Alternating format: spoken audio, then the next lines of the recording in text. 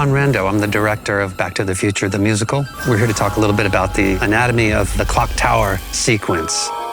It's such an iconic scene. How are you going to do the clock tower sequence? This cinematic masterpiece done in a theatrical, three-dimensional way. Every single element of the design needs to come together. Everything is important in that moment. I took the sequence from the movie and I literally storyboarded it frame by frame, and I used that as a starting point. And then it became really clear to me that we needed to utilize what the film does brilliantly, which is long shot and close up. It's all the question of picking out and showing the audience what we want them to see. But whilst we're looking at one thing and it's a slight sort of trick of the eye, we're looking at Doc at the top of the tower and he's going off stage left or stage right. We're actually changing the set behind in the dark, and we're moving the car into position ready to jump cut to Marty driving in the car. We basically had our set on stage on a big plan. We had a little car and we were just driving it around and said, what if the car did this? What if the car did that? We then went into a workshop stage of just workshopping all these crazy ideas that we'd had. The cable detached.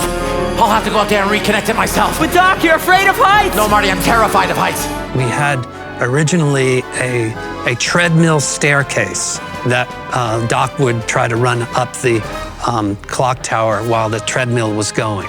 But then we had the idea that why don't we just cut the stairs and just use the video for it?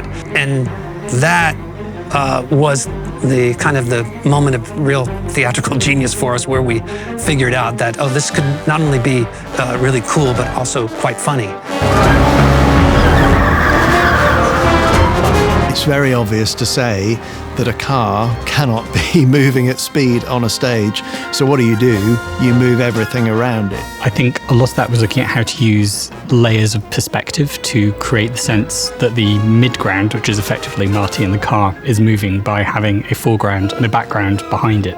Video and lighting have a lot of connection in this scene because it's during a big storm, and video alone can't make the stage feel like lightning has struck. Lighting provides lots of extra help in terms of little flashes on the car.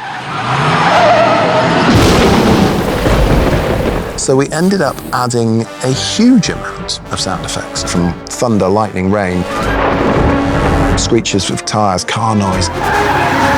We couldn't do this with traditional sound design methods. So we're using this completely revolutionary gaming engine to generate all the sound of the cars. When it's facing towards you, you hear more of the engine. When it spins round, you hear more of the exhaust pipes. And I mean, a massive technical thing, and yeah, I believe it's a first. The clock tower sequence in the show is an absolute riot of music. There is a very interesting little detail about this piece, and it's really about how Alan worked with us. He'd take the rushes from the day's rehearsal and he'd write to the rehearsal room picture. I've never had to be so collaborative with a team in order to create something so heightened as the clock tower sequence is.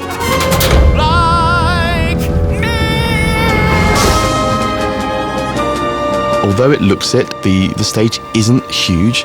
Like, it hasn't got a huge amount of depth. And I've got a car that's traveling at 88 miles an hour upstage, and it's then got to disappear at the end. And there isn't a lot of place for it to disappear, and in reality, my car's got to go somewhere. So long, Marty! So the magic for me is people not quite knowing how we do it. When you can hear them kind of gasp, or you can feel when they're tight and when they're with you, and you can feel them kind of lift at the end as the car vanishes, like that is really rewarding. If you can convince the fans, you can convince anyone. You can't actually work miracles, but what you can do is make the audience believe in miracles. Yeah, and we pulled it off.